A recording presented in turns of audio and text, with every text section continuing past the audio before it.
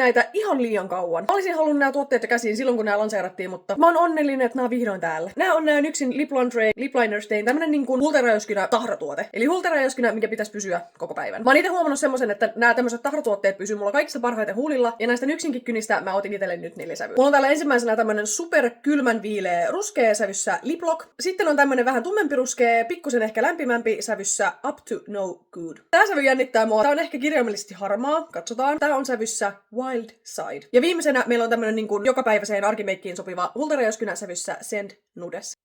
Ja mun on nyt jotenkin ihan superhankala päättää, että mitä mä tänään laitan, mutta mä veikkaan, että mä menen tällä tämmöisellä viileänruskealla sävyssä Lip Lock. Mielestäni tää applikaattori on ihan superhauska. Tää on tämmönen niinku kuulakärkikynä. Mulla ei ole huulissa tällä hetkellä mitään. Katsotaan kuinka hyvin tää onnistuu. Selkeä. Näette varmaan itsekin, että tässä on pigmenttiä todella paljon. Tää liukuu todella hyvin. Tää tuntuu kevyeltä, semmoiselta superohuelta, vesimäiseltä. Ihan pikkusen häivytän tota rajaa.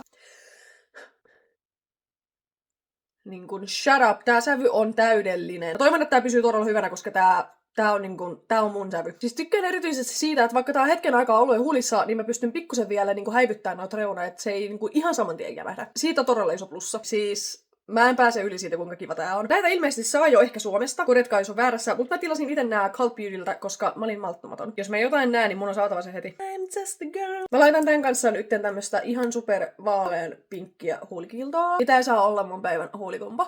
Näyttää niin kivalta, mä en kestä. Mä menen tällä huulikompalla viettämään mun päivää ja mä palaan sit illemmalla ja katsotaan miten tää on pysynyt. Mä toivon, että todella hyvin. Siis mä voisin kiljua, koska tää sävy on... Miksi tää on niin hyvä? Todella monta tuntia myöhemmin. Mä huomaan, että tällä vasemmalla puolella on selkeästi enemmän väriä kuin tällä oikealla puolella. En sitten tiedä, mistä se johtuu, mutta todella hyvin on pysynyt siihen nähden, kuinka kauan tää on ollut. Jos mietitään, että mulla olisi ollut joku ihan normaali hulterajoskynä, niin se olisi lähtenyt jo puolen tunnin sisään. Mut nää tulee olemaan mun meikin pelastus.